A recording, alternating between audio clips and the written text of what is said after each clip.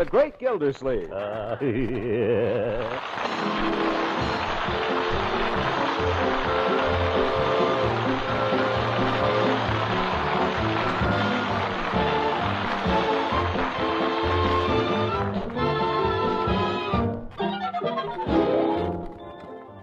It's The Great Gildersleeve, starring Harold Perry.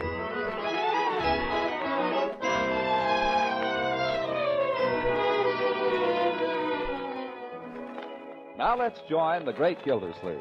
It's Saturday morning. Breakfast is over at Gildersleeve's house, and... Leroy, where do you think you're going? Me? Out. Not so fast, young man. Have you cleaned up your room? Well, partly. I would like to know which part you believe you cleaned up. I glanced into it on my way down to breakfast, and I cannot understand how any human being could inhabit such a room. I'll straighten it up. How can you get into such a mess? I don't know. Well, I know. It's because you just dropped everything on the floor. Take off your clothes, drop them on the floor. Finish the paper, drop it on the floor. Books on the floor, papers on the floor, towels on the floor. Who's... Oh, hello, Ben. Hi, Mr. Gildersleeve. I didn't see you sitting there. Sorry, we have to go through these little domestic matters. That's okay. We understand each other, do we, Leroy? I guess so. What's Ben doing here? Waiting for Marge. Marge? Oh. Well, get started on your room. Okay. Then can I go out? Have you practiced the piano?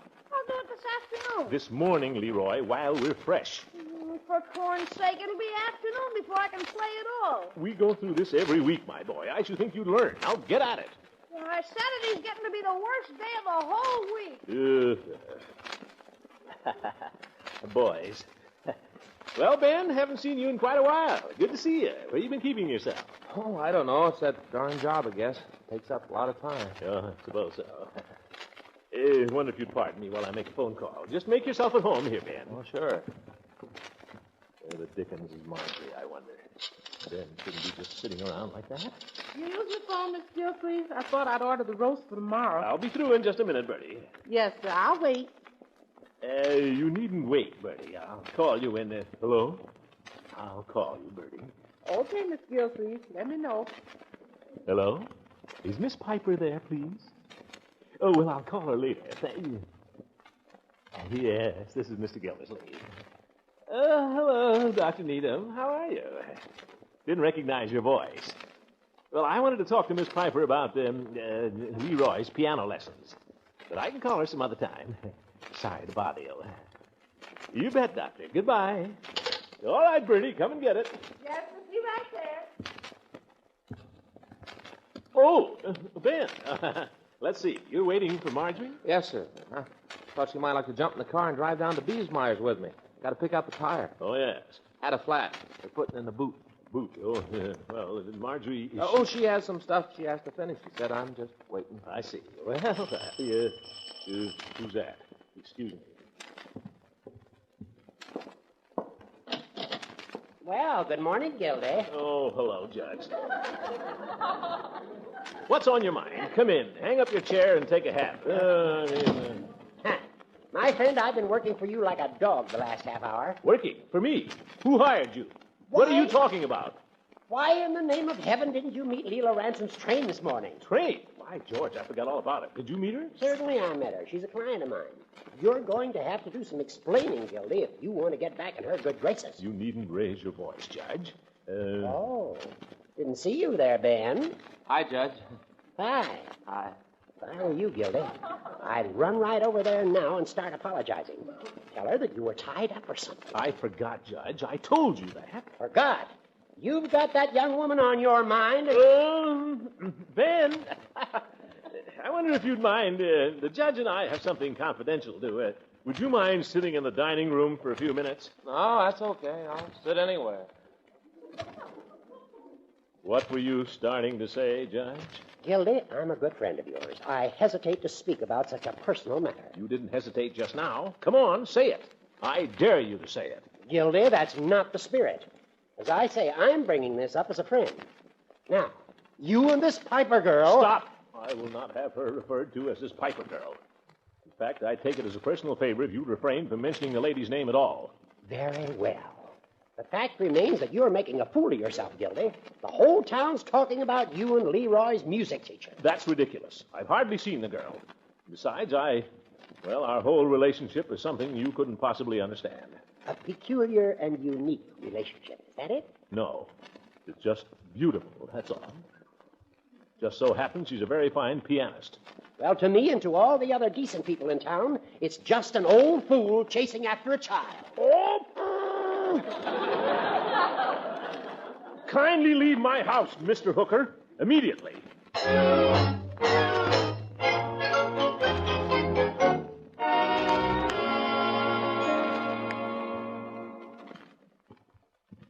don't know, Lily P. It's all in how you look at it. Not necessarily, Lily P. The way I look at it, a man's as young as he feels, and no older. Uh-oh. I gotta go now, Lily P. I heard the doorbell ring. I'll call you later. Bertie, Yes, sir. were you talking about me? No, sir.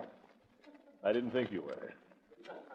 May I use the telephone now, please, Bertie? Yes, sir. Go ahead. Help yourself, Mr. Gildersleeve. You pay the bills. The phone's yours anytime you want it.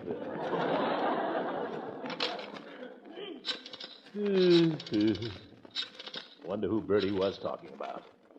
Well, she couldn't possibly have heard. Hello, Miss Piper there? Well, never mind.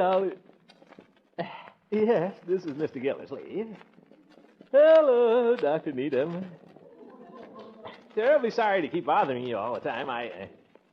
Well, no, Doctor, don't bother. I'll call her again. You bet. Goodbye. How does he recognize my voice every time? Darn it, makes a fellow feel, I don't know, it's like he could see over the phone. Ben, are you still here? Yes, sir, I'm still here. Why, George, I had no idea. Marjorie must be... I'll call her. Oh, now, don't rush her, Mr. Gildersleeve. I've got all day. That's nonsense. Marjorie, come down here at once. Gosh, Mr. Gildersleeve, you're liable to make her sore. You don't have My to make dear her... boy, no young lady has any excuse to keep a young man waiting for 3 hours. Ye gods. Did you call me, Auntie? Yes, indeed. Poor Ben's been sitting here for hours, waiting for you to go somewhere. What's the idea? Oh, is he still here?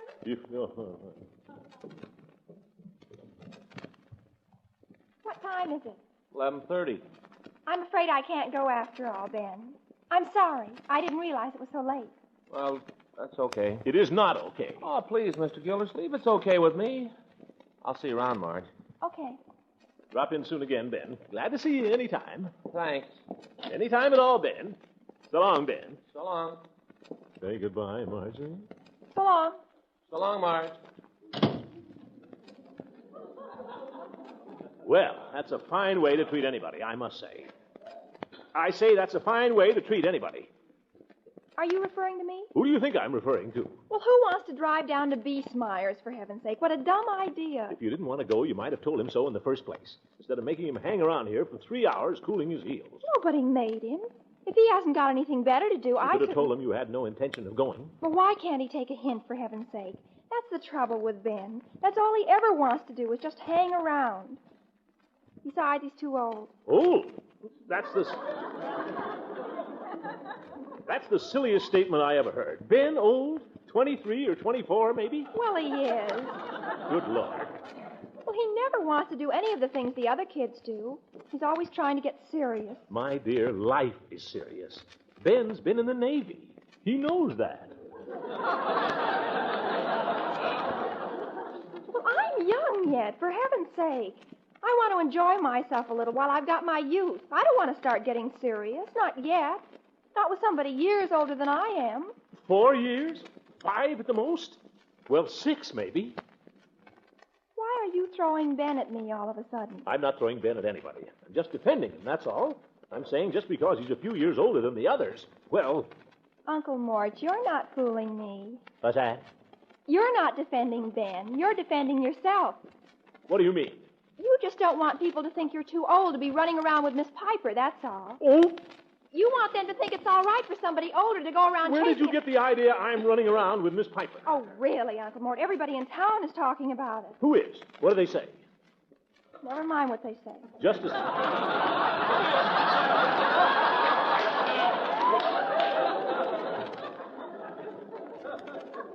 Just as I thought. No one said anything. They do, it's a lie. Anybody says anything, well, they're just a lot of nosy partners. What do I care what they say? Unky, all you do is think about yourself. What about Miss Piper? You don't seem to care if the whole town is laughing at her. Laughing? I should think you'd be embarrassed. I'm embarrassed. Uncle Mort, how do you think she must feel? Well, You're 44. She's 20. How would you like it if people called you an old fool's bauble? who said that? Marjorie? Marjorie, you come back here.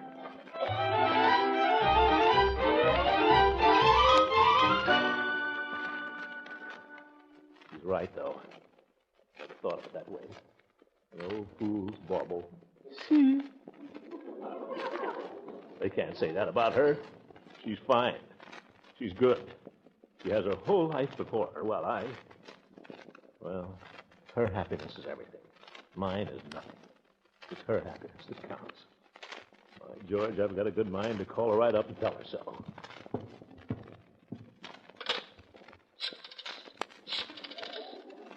No, that's not the way. That can only lead to heartache. Face it, old man. You've got to give her up. Bravely, unselfishly. You've got to give her up, and she must never know. Never know how you loved her. It's a far, far better thing I do than I have ever done before.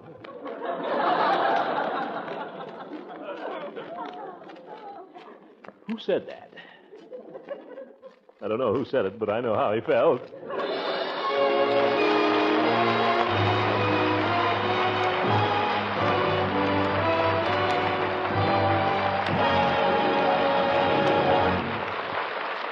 The great Gildersleeve and Leila Ransom will be back very shortly.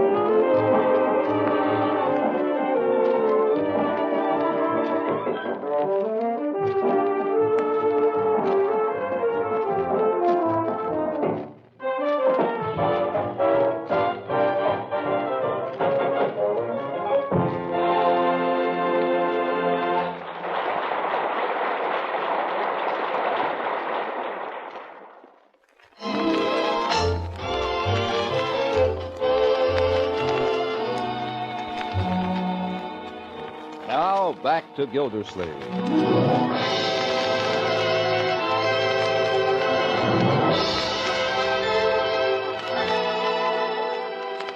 Poor Gildersleeve, victim of a tragic love, a love he cannot declare, a love that can never be.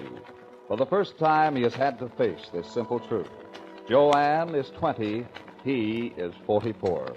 His own niece is throwing it in his face.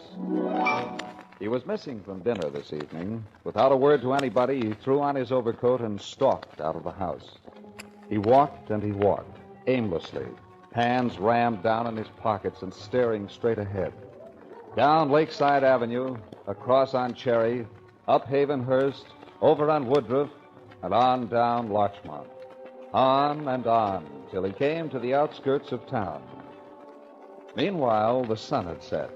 Now all that is left is the afterglow. And there stands Gildersleeve, staring into the dark waters of his own reservoir, while thoughts even darker struggle in his head.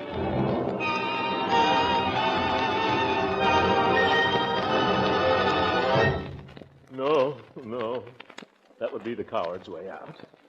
Besides, it's cold. No, Gildersleeve, you'll just have to face it. Life must go on. Be brave, old boy. Be gay. She must never know. No one must ever know. Well, what the heck? Hey.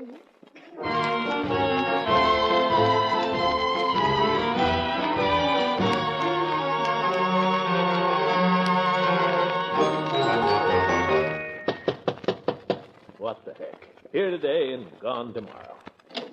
Welcome home, Leela. By George, you're a sight for sore eyes. Get your hat. We're going to the movies. Well, I wondered when I was to have the honor. And don't give me any back talk. What if I don't care to go to the movies? And we'll stay right here. Sorry I couldn't get to the train, Leela, but you know how it is. Really? I don't know why I even let you in the house. Because I'm irresistible.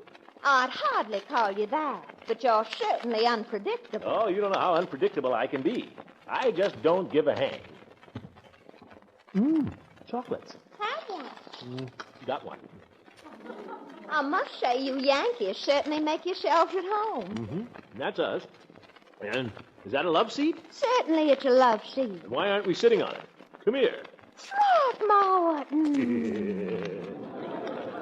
What the heck? I declare I don't know what's got into you. The devil, I guess. I don't care what I do. Throckmorton, I hardly know you when you're like this. How about a kiss? What the heck?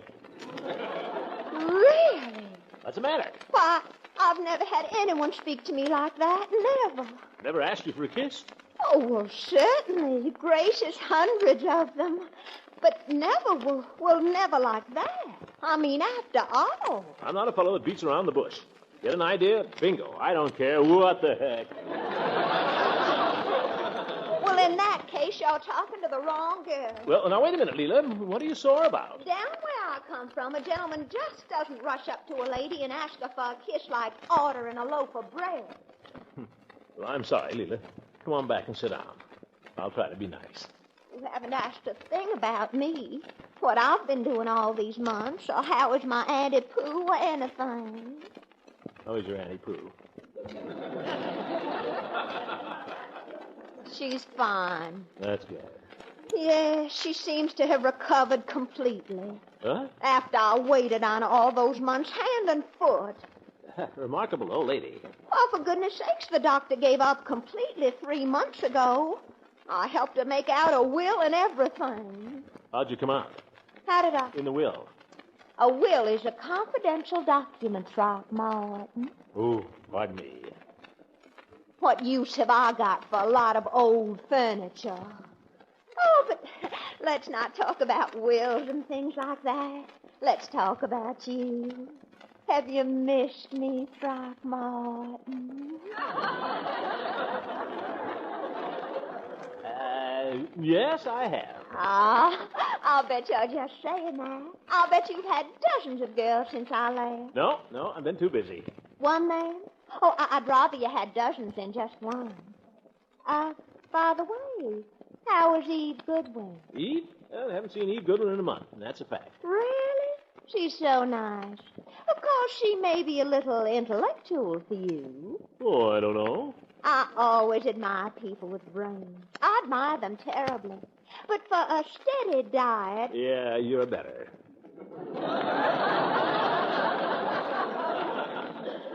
People have always said to me all my life, Leela, child, you haven't a brain in your pretty little head. But I don't mind. The boys don't seem to mind either. Do you think brains are so important, Throckmorton? In the long run, I mean. Brains, no.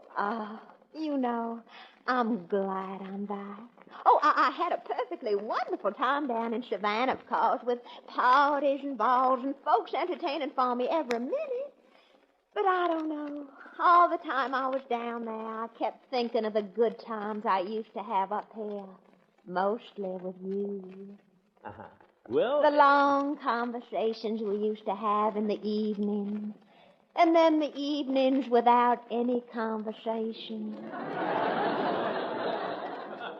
The evenings when I'd play the piano for you and you'd sing. Let's do that now. No. Oh, I know I'm terribly rusty. I haven't played all winter. Please, Leela. Not the piano, please. Oh, don't be silly. There's plenty of time. Leela, as a favor to me, not the piano. I declare, Throckmorton, all you ever think about is spooning. Huh? Now, come and sing for Leela, please. Pretty please. Oh, why does she do this to me? Oh, Throckmorton, please. For Leela? Just when I was trying to forget. Oh, be a good boy now, please. Well, give me strength. That's a darling. Now sing pretty for Leela.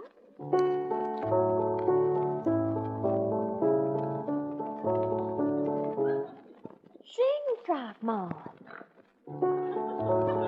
To me of love and say what I'm longing to hear. Tender words of love, again I implore you.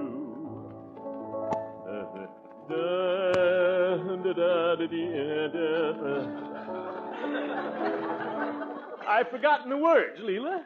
Forgotten? What's wrong, Throckmorton? There's something on your mind. Tell Leela. I've got to, Leela. I've got to tell somebody. Oh, you can tell Leela. Well, let's go over here and sit down. I'll just sit on the rug here so you can talk to me. I like sitting on the rug anyway.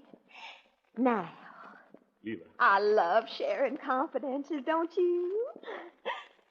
Well, go ahead, Throckmorton. Leela, do you think it's possible for two people to be happily married when... Oh, I do, Throckmorton, definitely.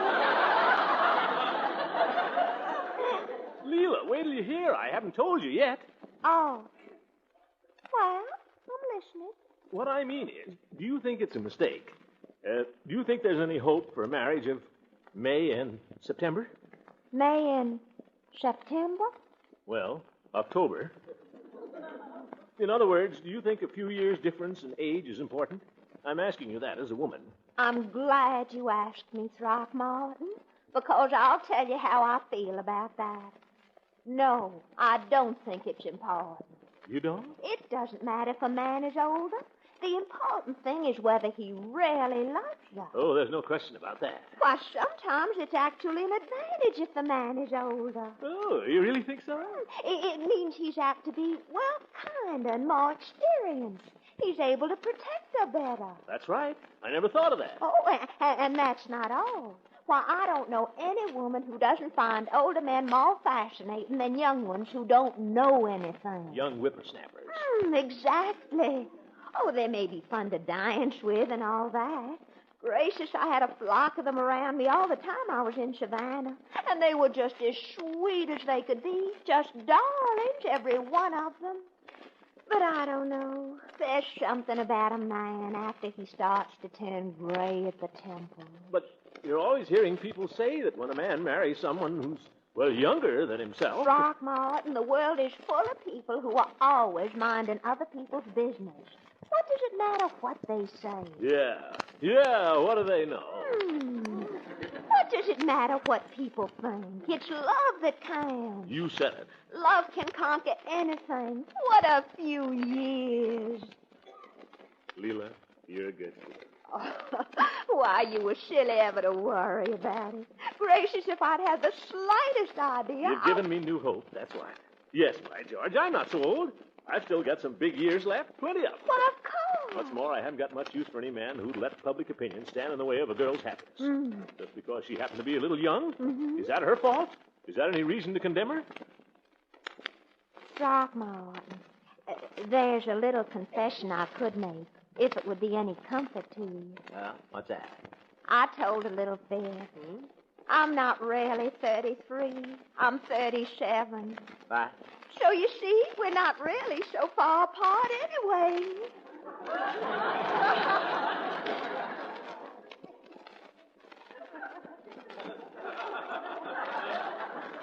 Leela. Yes, Throckmorton. Oh, I'll see you later.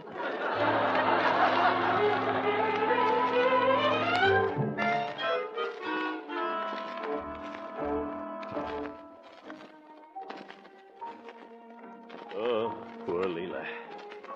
Well, what could I have said to her? She just doesn't understand me, that's all. Now, Joanne. She doesn't understand me either. But she could. If I were free to speak to her, tell her what's in my heart. Well, why shouldn't I? What am I afraid of, for goodness sake? Dr. Needham? Ha! I'll march right over there and I'll say to him, Dr. Needham, I'm in love with your house guest. She's 20 and I'm 44. What do you want to make of it? Guess you won't know what to say to that.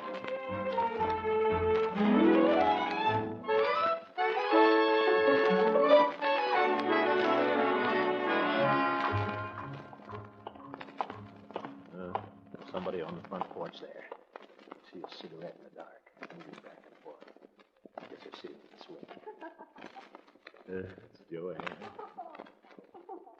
Dr. Needham telling jokes. Well, here goes. Look here, Dr. Needham. I'm in love with your house guest. Look here, Dr. Needham. I'm in love with your house guest.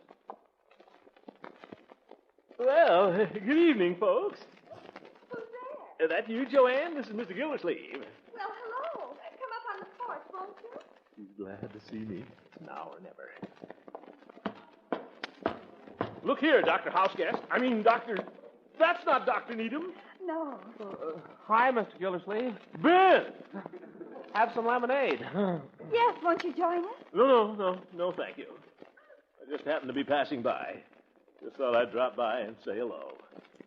Well, I said it. Bye.